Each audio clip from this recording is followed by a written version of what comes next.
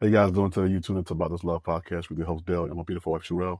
Say what's up to the peoples. What's up, peoples? As always, you know, we'll say Baltimore, be more, but you can always be more. In today's podcast episode, we do have a guest on, and we do this virtually. So the setup is a little bit different. Lavelle Clark will be joining us and talking about Proverbs 31 women.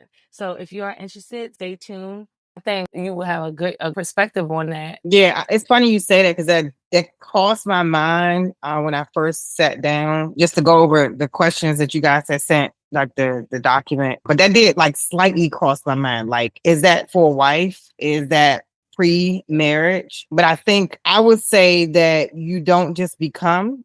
Right. I think that it's something that's developed over time. I don't believe that every person will have every one woman. I don't think that's just one single person. I think there may be a combination of things each person has. Like, I don't think every woman is a business woman, right? Not every woman will have children, right? Her children call her blessed. Not everyone is a mother. So I don't think that scripture is a blanket scripture for all women, but I think that people become that woman over time.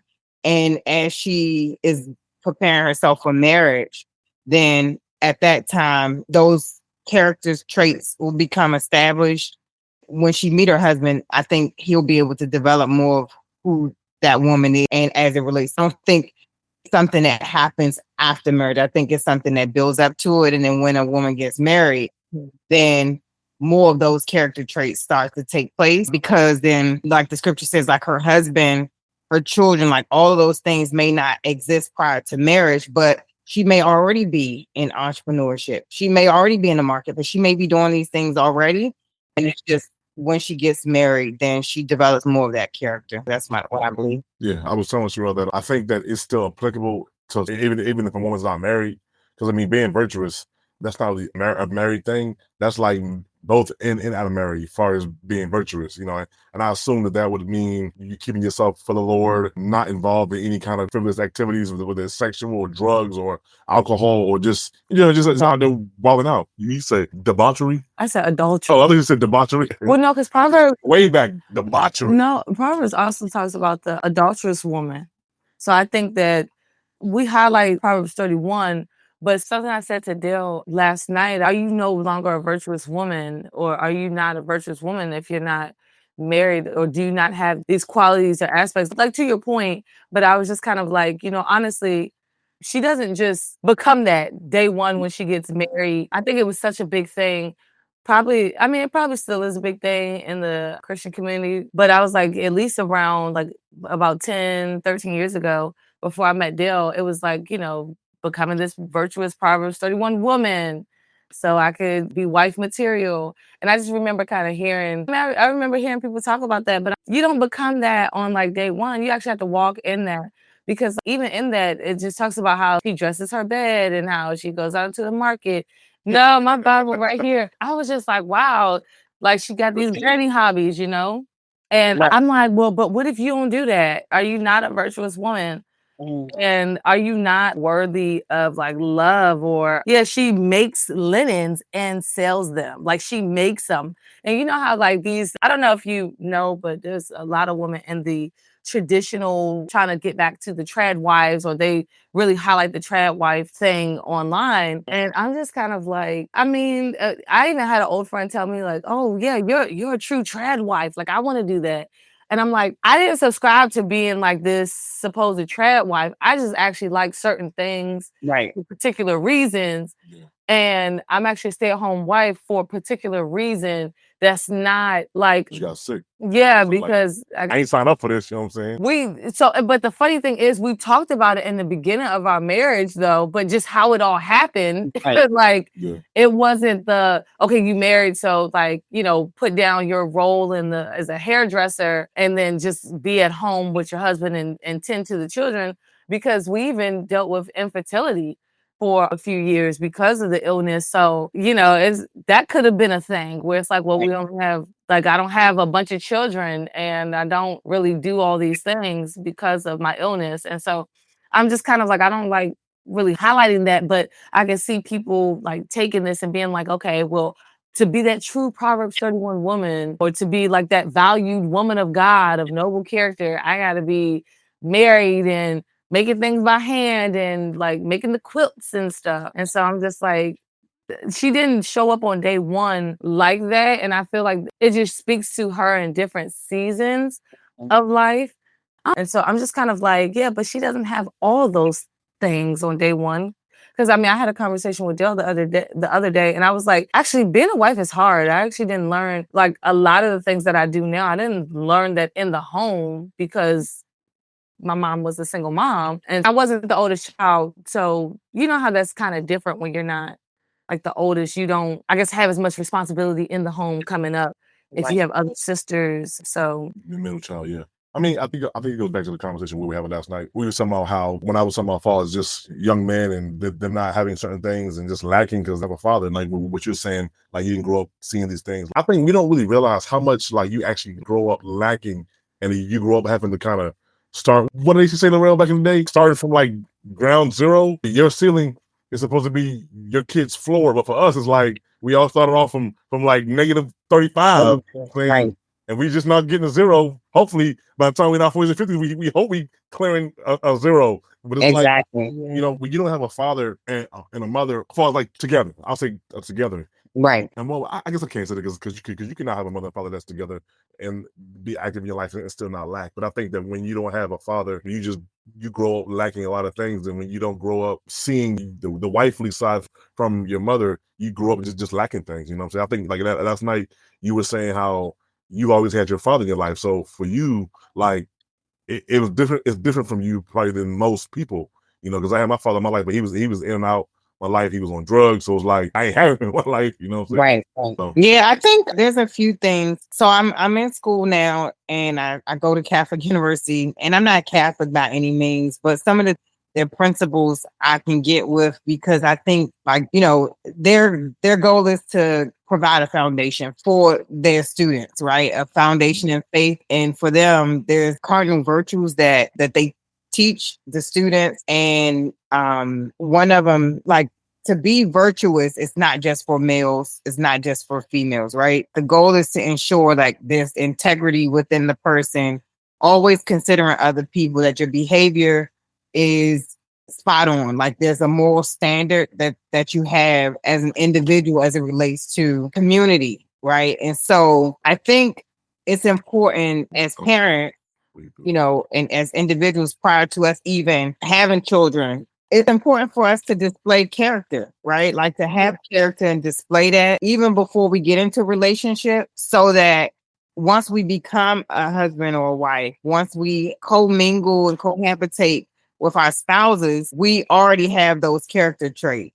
And so, like you said, it's like if you have your parents in the household, the goal is for them to establish you in the foundation, you know, and you have these character traits, so that by the time you get married, you're already walking in some of these things. You're already practicing some of these things. Considering the times that we're in, like most people will be using technology to do a lot of the things that people did manually, right? A lot of these things aren't even applicable because of the times that we're in.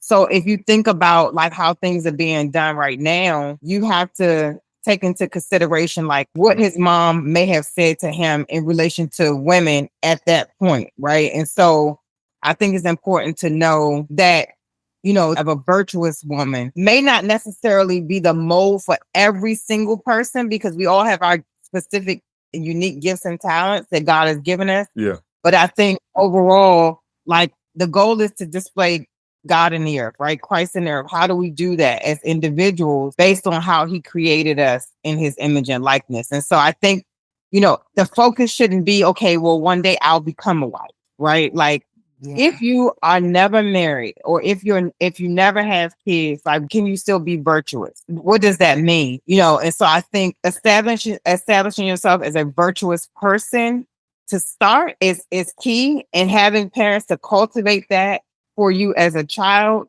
Hopefully, if you have both parents in the household, and if not, that there's someone, a substitute, to be able to make up the difference, right? And so that when you become eligible or to the, you know, point of getting married and courting and doing those things that you're already walking in some semblance of this Proverbs 31 woman. Yeah. No, that makes sense. Because I mean, I was sitting there listening back to it. I'm like, I'm sure I listened to it about 1,000 times before I met Dale. Like, okay, am I doing this? Am I being like this? Am I suitable to be this Proverbs 31 woman? But, just hearing it back again, I'm just kind of like, well, who taught me these things? And there was a lot of, like you said, substitution, walking through. I mean, there was things from like my mother and my grandmother. And also because I kind of came up in the salon culture, listening to those different women in the salon as well. Like, okay, this is what she said about her marriage and what that one and this one says. God's been good when you ask, he'll show you when you're genuinely inquiring about a thing like, is this supposed to look like this? And I think a young woman nowadays kind of look at that stay-at-home motherhood, the trad wife motherhood, and glamorize it. I forget the woman's name what is she? She's like a TikTok star, but she dresses up like really fancy and she like prepares the meals and I think she was like 8 on purpose, or she just do it just to do it? I mean, she do it for the likes, but okay, gotcha. Yeah, So but do it for the cams. Okay. Yeah, but she's like, well, I wanted I wanted a pumpkin smoothie breakfast with a fresh bagel and eggs, and like you see her go outside to grab the eggs and knead the dough. And it was even to the point where she was like 9 months pregnant, like doing that stuff. And people are like, this is not realistic. And I'm like, though it may not be realistic, this is how we glamorize Not realistic. being like 9 months pregnant, making like dough for your breakfast. It's not. So it's realistic for somebody, but for the majority in this culture and society where a woman may have to work at like, like 8 a.m. And so then you get the young girl who don't have like maybe her mother in the home. Like I talk a lot about how I look up to my grandmother. Her mother passed when she was very young. I think probably about 11, if I'm not mistaken. And, she's been this wife and this mother for over 50 something years. And I'm like, Grandma, how'd you do it? Like, how'd you learn this? And over the years, she's like, I watch TV. And so she talks about how detrimental it kind of was for her to watch the woman on TV at the time. And like everything was perfect and neat. And, she ironed the clothes and fixed the breakfast. I mean, like she has so many cookbooks that you could tell she's gone through to try to figure out what the meals in her home would look like.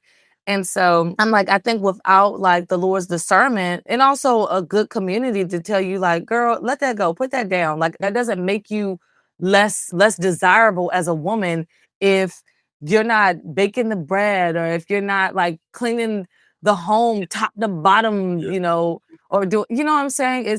I think it more so speaks to the character and shifting with the time, like not shifting with the times in a way of being with the world, but like where does the Lord have you in the season that you're in? And are you able to recognize that? I think that's something that I do get from the Proverbs 31 woman that I might not see online. I just see I'm going with the trend. This is what's something that'll make me desirable to my partner. I don't think that the world, I mean, y'all can correct me if I'm wrong, ladies, but I don't think the world actually idolizes marriage. I think believers do. Because the world don't really care. They're like, whatever. Well, the babies in the world, but the believers are looking online. Like the next generation, they are gauging whether they're believers or not. I feel like a lot of us are gauging.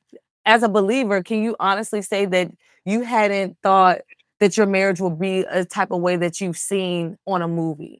Or you've had that type of relationship, like no, that's what you know. I haven't. I always pick from real people that I know.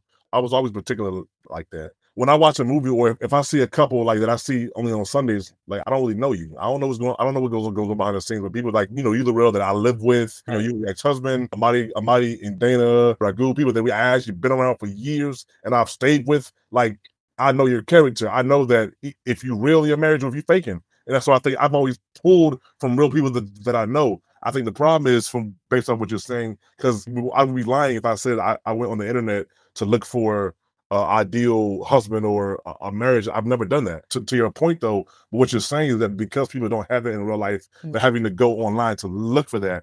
And I think that if they desire, yes. Yeah, and it goes back to what we said last night. It's a great substitution. but it can never compare to the real thing. I used an analogy last night, breast milk versus Similac.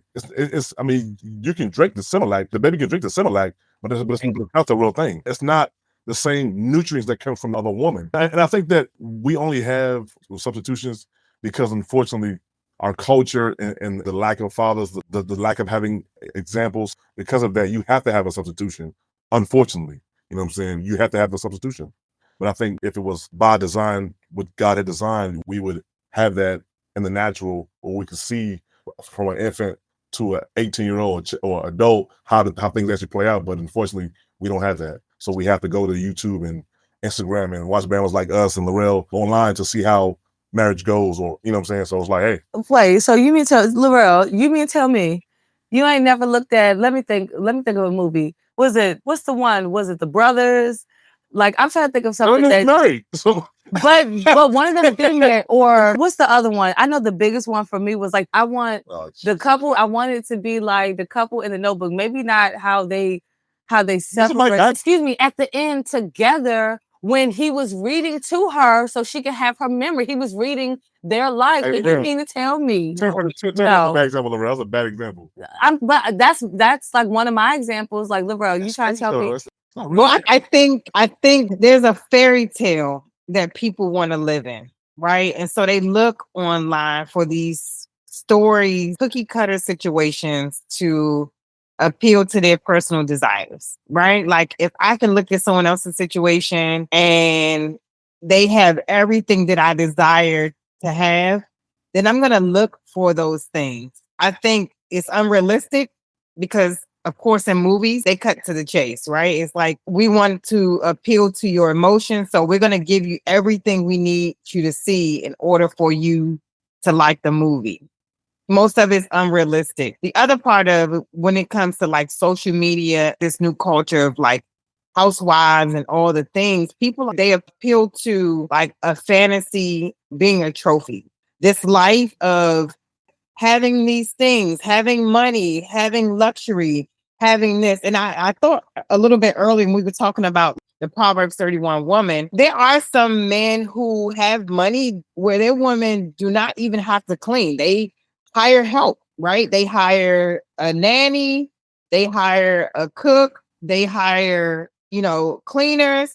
So what happens when, the wife doesn't have to do all of those functions? I think for a lot of us, the institution of marriage is not easily seen because a lot of people aren't willing to make the sacrifice. Like, you have kids and then you don't make the commitment of like staying with the person you have kids with, whatever that looks like. Yeah. And I'm intentionally focusing in on making sure that you are there so that you can be there in the lives of your grandchildren when they're born, right? And that the grandchildren can see a healthy, happy home so that they know that they're safe. The other part of it is people aren't willing to make the sacrifice that it takes. So I think when they see, this, what's happening online and looking at other people's relationships to hope for something that they can have one day, they aren't willing to do the work themselves, right? Like, what does it take to even have that life that they desire? Are you willing to make a sacrifice to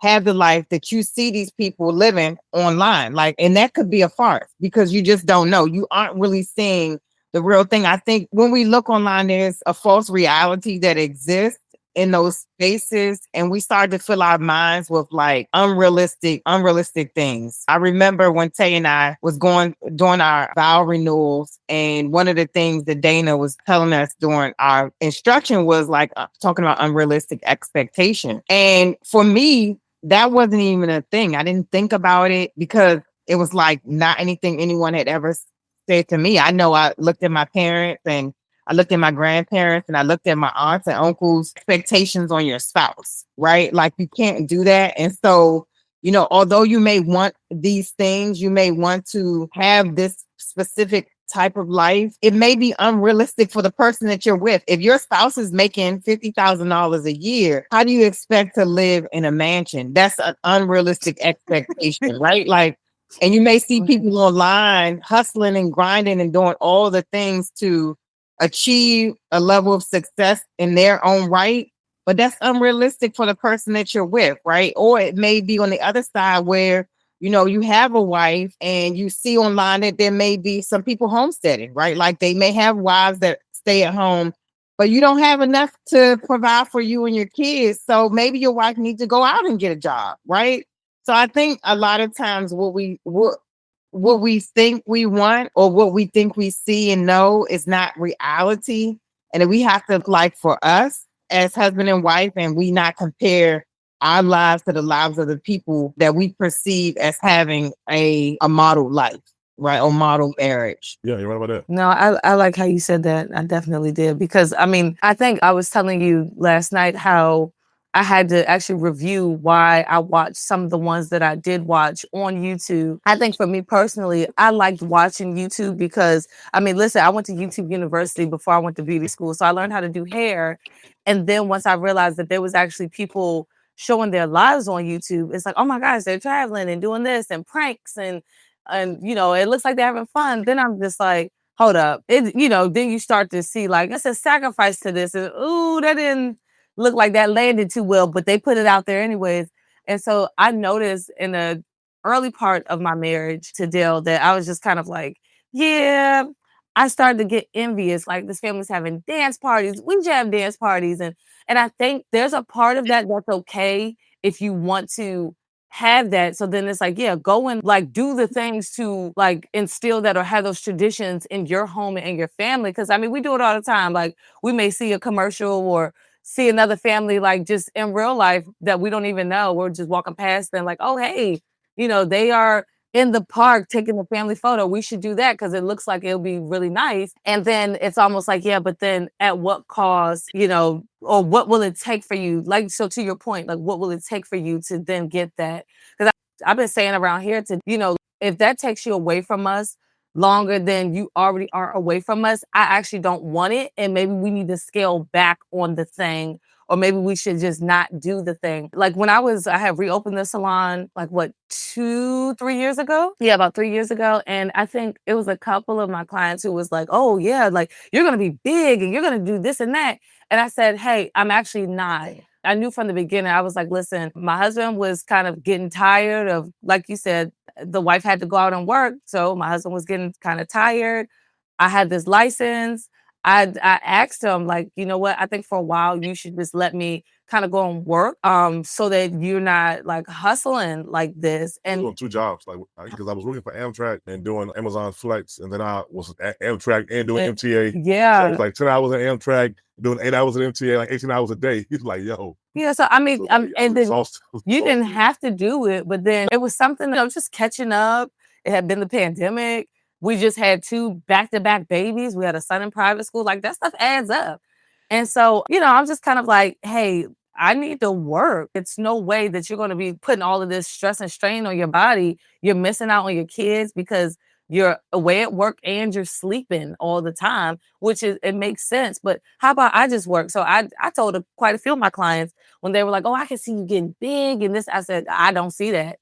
This is actually not forever. This is supplemental and this is just for the time being. And then I remember when it was time to close, like they were just like, oh my goodness, I hope you come back and maybe you could, you know, just do all of our hairs like, you know, in the cul-de-sac like every couple of weeks. And I'm just like, yeah, no, my daughter's about to start homeschool. So my focus actually needs to be there in this season. And maybe I'll circle back. But it was just so many things kind of happening that I'm like, yeah, it's time to close this down. And so, and I did. And, but, you know, so I definitely get that, like the expectations, you know, really having a plan and talking that over. And I think also checking in, like throughout carrying out the whatever y'all said that y'all were going to do. Cause I think there was a lot of check-ins, like this ain't working here, and just finding the okayness in this not working. We need to pivot. Yeah. No, the real. I remember a couple years ago, I was talking to Sherelle because every time we go back to where I'm from in Carolina, we used to visit with my uncle, Anthony and Brenda. But Yeah. I remember one time to Sherelle, like what, and we kind of had the conversation last night about small towns, and I was like, what happens to the days when people just married? Like, and I'm saying this because to our point about the internet and social media presenting a facade, is like, I was like, what happens to the day when people just marry regular people because they were regular?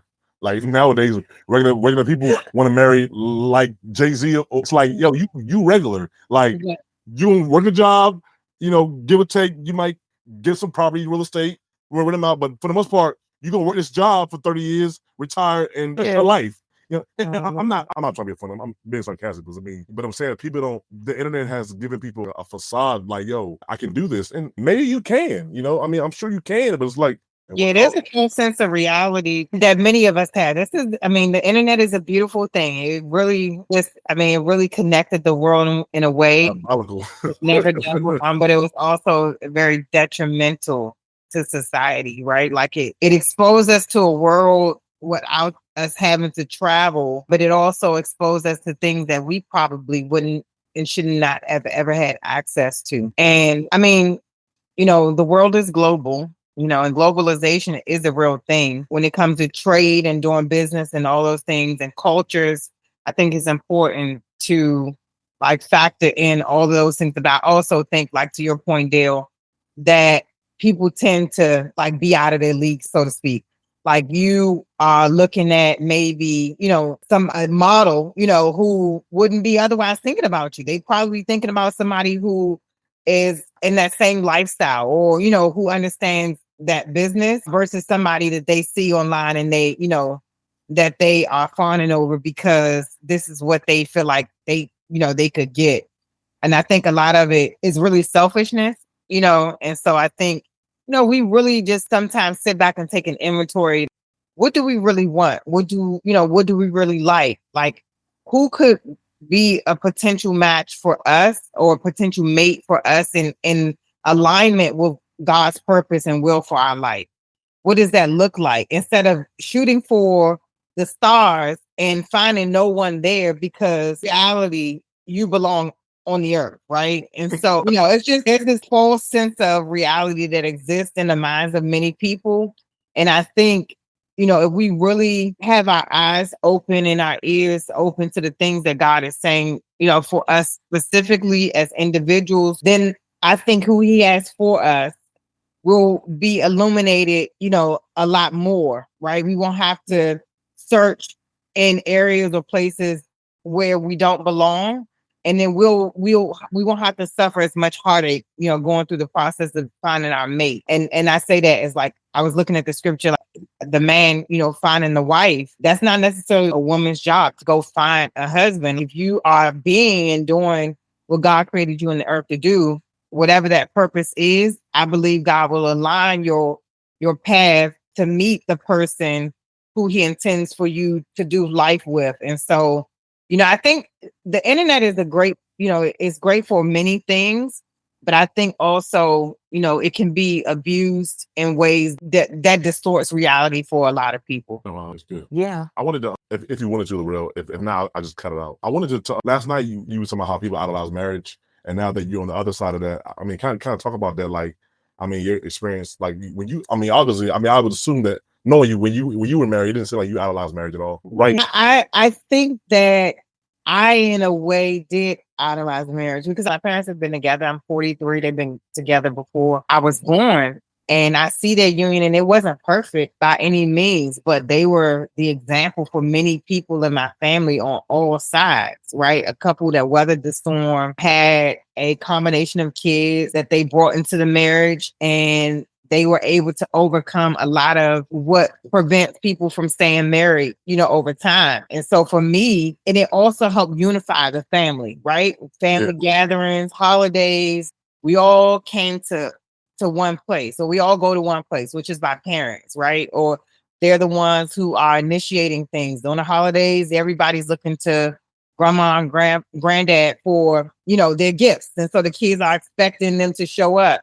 And there's this thing, and I think there's this common thread that we all understand, they are the glue that makes this all works. And so for me, my thought was I wanted to be like my parents, right? I wanted to be like them and have this union that was genuine, that was authentic. They argue, they fight, but they also very much love, one another. And we see it on display every single day through, sickness and health. And so because I saw that image, and then I saw my grandparents, through death, stay married, and even some other examples in my family, this is all that I knew, and so for me, it's like I wanted to be married, one, on paper, so that, I was honoring God in that way. But also I wanted my kids to grow up with a solid foundation, right? In a household that was secure. And for me, as a child growing up, I saw the difference between myself and maybe a couple of friends of mine whose parents were married versus the ones who grew up in single parent households. A major difference. And I'm not saying that, people who grow up in single parent households don't become successful by any means. Actually, sometimes they fare better. But I know the struggles that exist within those spaces. And for me, I didn't want my kids to have to suffer through that. And I've already been in a marriage prior to my second marriage. And I'm like, I can't see myself dating around, different people and mixing myself with different people's personalities. So my thing was like, marriage was like the natural thing to do. And so, idolizing marriage, I think a lot of people do. They don't keep God as like the center and focus of their life. And so there's all kinds of things that, pop up in relationships and marriages that shouldn't otherwise be there, because if God was the focus, then, he would be able to handle a lot of those things. But I think people like infidelity. Okay. Yeah, like, or, whatever that can come between, a husband and a wife. But a lot of times, people get married for the wrong reason. What does it look like to the outside, right? Is my family saying that I need to be married? You know what I mean? Like all of those things. And so, marriage can be idolized. I think, if we keep our mind on Christ as individuals, walking in our purpose and the will of God for our lives, then once we mate with someone and become a husband or a wife, then I think at that point, we both know the direction that we're going into. We know who's the center, and we don't look towards the person that we're with as like our God, so to speak. Yeah, that's true. That's really good. Yeah, that's kind of one of the notes that I was sharing with you last night that I had for the webinar. Was like, because when we were doing the thing for the webinar, I was like, well, let me put the purpose of marriage, and I was like, let me put like the actually like walking in purpose, understanding God's will, like for your life. These things precede marriage, and unfortunately, if you ended up losing a spouse to death or divorce, is going to continue after he or she is gone. So that has to. I agree with you 100%. That has to be the focal point before marriage is my purpose, and like what's God's will for my life. What were you saying? I'm sorry. No, I was agreeing. I was like, that's really good. I mean, I don't think that a lot of people talk about that, really idolizing marriage, because something that Dale and I were talking about was just how, like, to your point, are you getting married, for family approval, or do you feel like you're at a certain age and it's like, well, if I'm not married by this age, then like, I don't know what to do with my life. So I think a lot of people run into that, where it's like, well, yeah, I'm not married, and but yeah, like I'm not married by a certain age, then something's wrong with me, or something like that. I have quite a few friends who aren't married and there's no prospects, and they've actually desired marriage like well before I even thought about even marriage, or before I was even walking with the Lord. That was a conversation that I actually had to have with one of my friends, where she was like, well, the Lord redeemed you, and two, I can't believe you got married before me. And I was just like, what's that? I don't know. But I didn't take offense, because, I mean, to me, it spoke to that person's, like, what was in their heart. And I mean, if that's what's on their heart, I can't change that. And I think by getting that out, it was like, let's just clear the air. I can't believe you got married before me. And I'm just like, that's what the Lord had for my life. Because I know they really wanted marriage. And so, and I wasn't, when they were talking about, I'm saving myself for marriage, who knows what I was doing, but I wasn't doing that. So I definitely could see I'm not trying to say jealousy, but I could see the kind of being taken back, like, Lord, well, why them and not me? Why those people, or, why her? And I'm just kind of like, yeah, I feel that way. I can see that.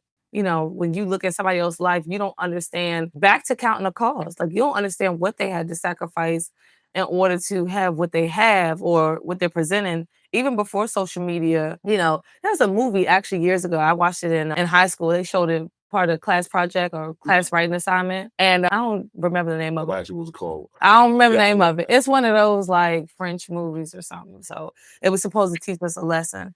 But it was really good. I think about it to this day.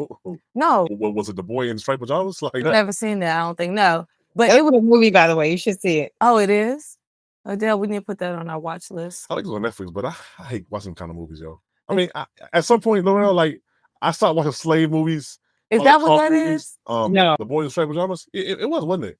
It was about Jewish, the young man that was in concentration camp. He wanted, I think, to be with the people in the concentration. He would visit a young boy who was in the concentration camp, and he wanted to be over there so bad. I think his family, if I'm thinking about the right movie, he eventually got over into the concentration camp and ended up being like shuffled in with them into like the gas chambers. It was an interesting thing, but he was like, his heart was in the right place. He didn't know. He didn't know there was a. He didn't know that the whole thing was going on. I mean, kids are oblivious. Yeah, I Okay, I'm just gonna let you know we probably not gonna watch that because I'm about to cry just hearing that. Like, oh, I said, like, yeah, I'm done. All them slave movies, 12 Years a Slave, like oh that. gosh. I ain't got time for that. I mean, I watched that Nat Turner movie. I watched that again. I watched somebody fight back. I watched somebody get beat up and killed. That's funny. But no, so oh gosh. So the movie was basically like this woman was going to a party. So she asks a friend of hers, can she borrow a necklace? And so on the way home, I guess she loses the necklace. And instead of telling the friend that she lost the necklace, she went into indentured servitude to pay back that necklace and to buy, and years later, the friend, was like, they were no longer friends because, she now a servant and she working her life away. And so the woman sees her in the road and she's like, hey, what happened to you? Like, where you been? Like, how are things going for you? You don't look well. And the woman's like, well, that necklace, I borrowed from you. I lost it and I've been working these years to buy it or I bought it for you. And now I'm paying it back. I'm paying back my debt. And the woman was like, oh, it was a fake. And so, yeah. And so I'm just kind of like you said, counting the cost. And I'm just like, had she spoken to her friend, like, hey, I lost this necklace.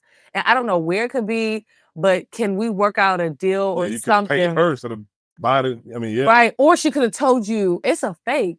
Right. So we hear the sayings like keeping up with the Joneses. And now, in this generation, it's keeping up with the Kardashians. And it's like, you just don't know what type of smoke and mirrors, or facade. Like you had mentioned the Real Housewives. Like a lot of them Bamas, like I just seen today that some Bamas ended up in jail. I don't even know these people because I don't keep up with the most recent ones, but I don't even know who you're yeah, I don't know them, but I just know it's the Real Housewives franchise. So when I seen it, I was like, I'm not surprised because to keep up with the parties and the lavish lifestyle, they've probably put themselves in compromising situations so that they can afford the life and, fake it till you make it. They try to fake it until they make it. And I mean, they got caught up with the system, and it's unfortunate. And so, like I said, I tell Dale around here all the time, like, look, if you got to spend extra time away from us, it's probably not worth it. And maybe we should just start selling some stuff, be on our Dave Ramsey and start selling everything to the point where the kids going to, think we're about to sell them next. So I definitely, Are you familiar with Dave Ramsey? Well, that saying at least? No, I know Dave Ramsey, but I don't watch him enough to know that saying. Yeah, that was hilarious. I mean, we had done that. So that's how we got into reselling. Yeah, into e-commerce. We were moving and then it's almost like, well, let's start anew. Like we're buying a house. Let's get rid of as much stuff as we can. And then Dale actually started. And then I think I took it to a whole nother level. I was like, well, does anybody else got stuff they want to sell? I can get rid of it. Hey, Lorraine, when she said that, she made it sound like I'm out there pushing dimes and nicks, and she with the bricks. I took her a whole another level. He's like, it's like nicks and dimes. We're pounding on them with the bricks style. I don't know what that means. Oh. I was like, bricks. That's what they call kilos. They call them bricks.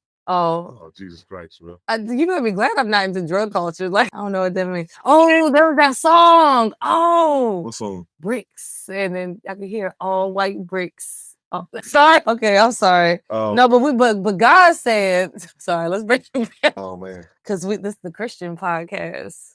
I mean, men just be out there like living reckless too, so I mean, I mean, now, Lorel, it's interesting because when you talk about idolizing marriage, like some people idolize marriage so bad, and I'm not gonna say my name, but don't say my name, but because Cheryl like the bus band was out, but like we know somebody that's like always dating somebody, yo, it's my wife, or it's my husband. It's like, yo, ain't they your fifth person this year, yo? Like everybody your wife, everybody your husband. I always say to them is that really what it shows is a lack of trust in the Lord.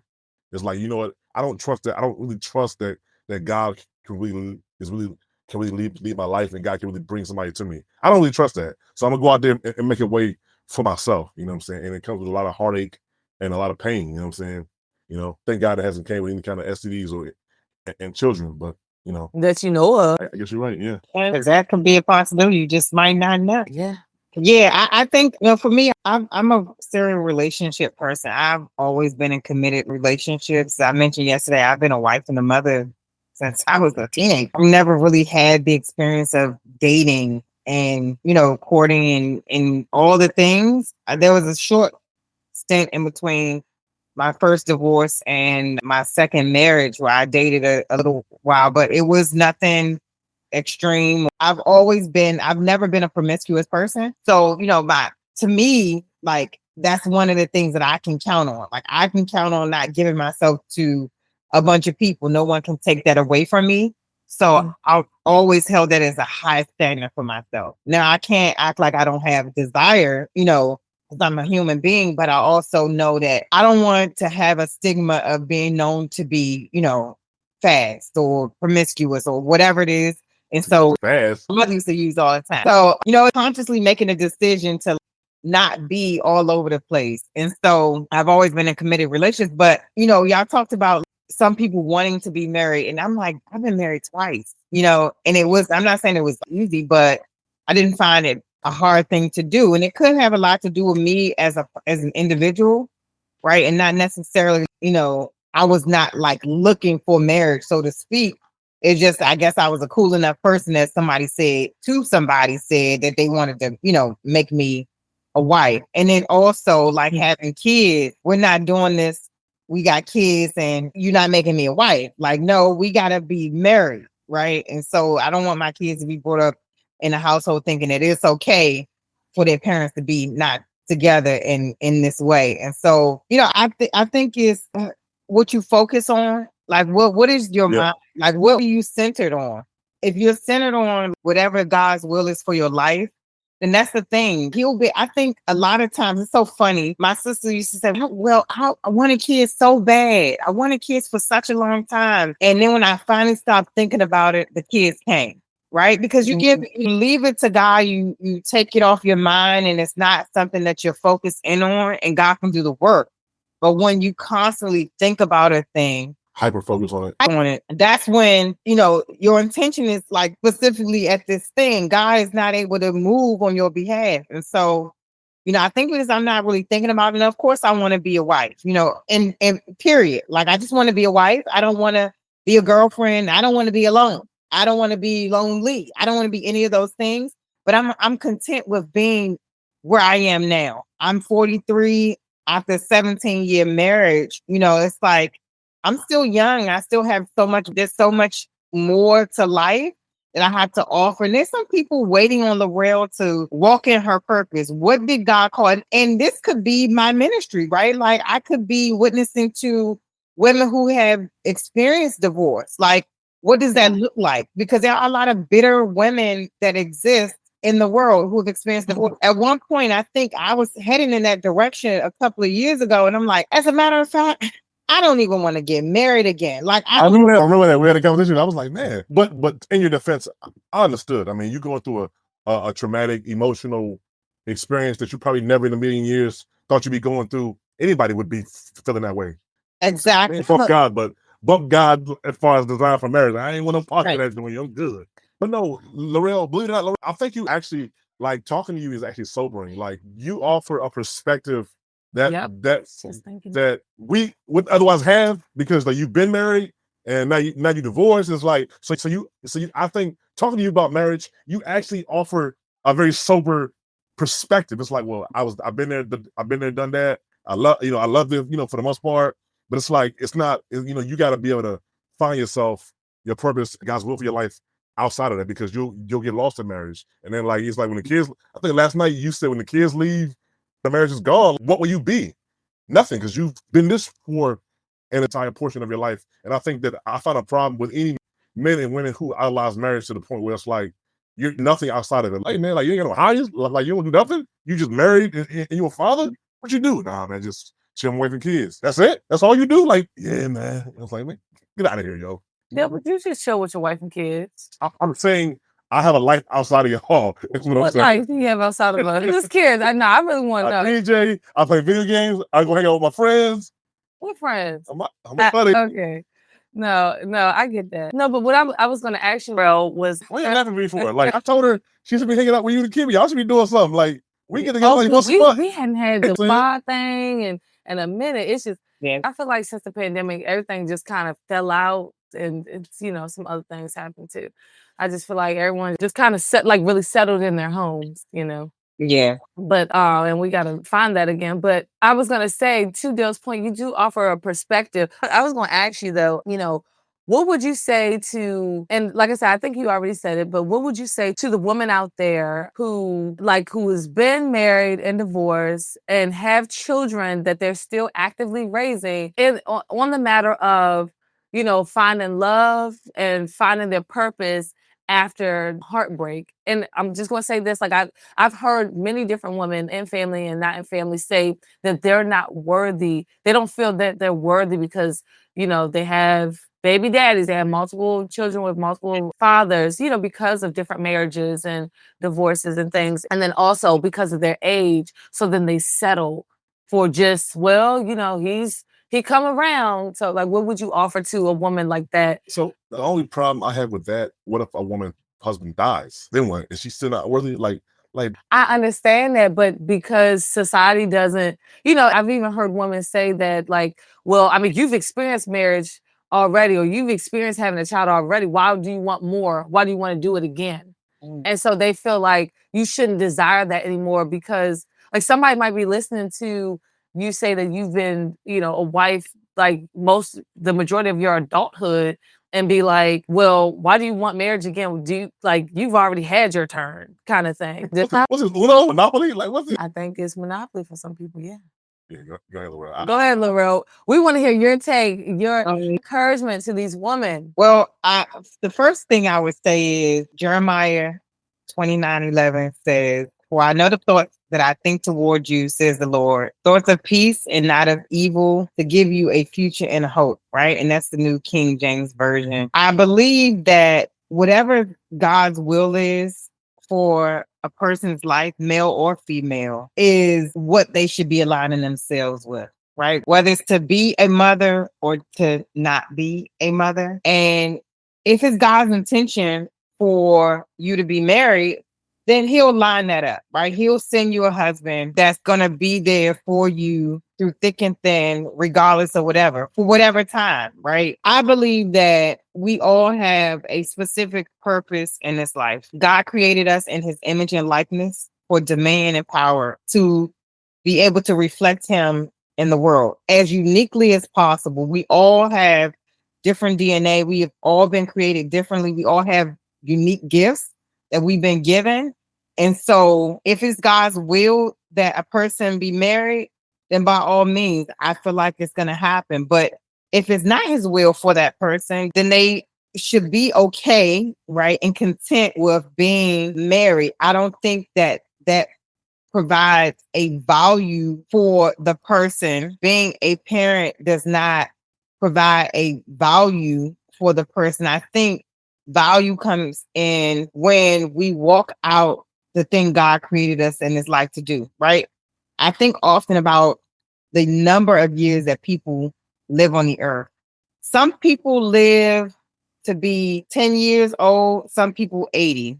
Christ lived to be 33. And in 33 years, he was able to accomplish so much more than some people who live for 80 years. Quite often, people don't even walk their purpose out most of their lives, right? It takes nearly a lifetime before they even get to like doing the thing that God called them in the earth to do, if they ever get to it. My focus has always been, and I want it to always be, like, what is it that God has called me to in this life? If it means that I'm aligning myself with a man who God wants me to reflect his image in the earth as husband and wife, then by all means, I want to be able to do that. But I don't think that means that if God does not send another my way, that in any way diminishes who God called me to be in this life. I feel like I have enough experience, enough life experience. I walked a journey of 1,000 people to be able to express him in this life that other people can relate to. And that my relationship with him is so important and I reflect him in everything that I do, that people can relate their situation back to God. Like, I'm always centering him. And I think my friends often like probably get very tired of me always relating everything back to God and scripture. It's probably very irritating, but I don't care. I really don't care because it's my reality, right? And I don't think everybody's meant to live the same life. I don't believe everybody's meant to be married. That's not what I believe, because if that's the case, then why isn't everyone married? That's not devalue people in any way. Now, there is scripture that says like you should be single. That's a good life, but the word also says that it's not good for a man to be alone, right? And so he makes Eve for Adam so that he's not alone and he has a helpmate. But I also know that there are times where people lose their spouse, right? They become widows and widowers. What does that mean? Does that mean that you're no longer valuable? No, I don't think that that's the case in any form. But I also know that when we take our focus off of Christ and we center all of these other things, we idolize and we worship everything outside of him, then that's where the problems arise. That's where we get distracted by all the other things that we can't focus in on the one who is the great I am, right? What is he saying? What is he doing? Like Christ, I do as I see my father do. I say what my father say, right? Like, are we doing those things, or are we worried about our own self-interest? And so to those women, hear from God. What is God saying to you in that moment, regardless of what other might be saying? Kick that noise and listen to the true voice, who you should be listening to ensure that what it is that you're doing in this time aligns with God's will for your life. And you'll find your purpose in that, because it'll become more clear as you hear his voice more keenly. Yeah. So Yeah. I kind of feel much better. I think that's great. And I think highlighting, like, hearing God's voice, even above your own, big one. I was saying that a lot when we did our 5-part podcast series. Just really just hearing the voice of God, because I think people don't really understand. I mean, I'm not saying you, because I mean, obviously you understand. I don't think people understand like how important of a decision who you choose to marry will impact your life. I'll tell my wife all the time, I gotta watch how I phrase what I'm about to say, because I know people might be watching this, but I know cats that don't like going home to their wives. I mean, just keep it 100. I'm like, dang, well, I don't have those problems. I actually like going home.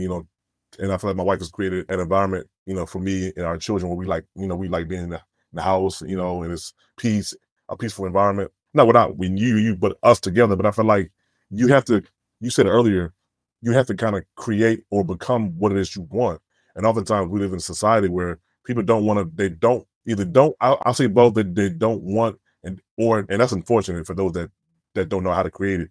But for those who don't want to, it's unfortunate. But marriage, it can be difficult, with the wrong person. There are aspects of it that are just difficult in nature, because it's designed to be difficult. Anything that's worth having is going to be difficult to kind of maintain and to kind of walk out. But I think that's the benefit in it, is that when you guys are actually walking this thing out, you actually see the benefit in it. But I think that, I agree with you, Laurel. I said that years ago. I was when I was working at Amtrak, a guy asked me, did I think he'd be good for marriage? I was like, nah, you're too selfish. He was like, you probably right. And I'm not trying. He just asked me a question like I'm like, well, I don't want to lie. You know what I'm saying? I mean, and he was a good dude, though. I mean, he was a good dude. He just has some very tough tendencies, even at work. And I can imagine like what it's like living with this man. If you're that way at work, like, oh my God, I'm sorry. No. I was thinking, as you were saying it, I think because we were talking about it, it's better to be single than to be married, because like your health is better, you're happier, and like all these benefits to being single.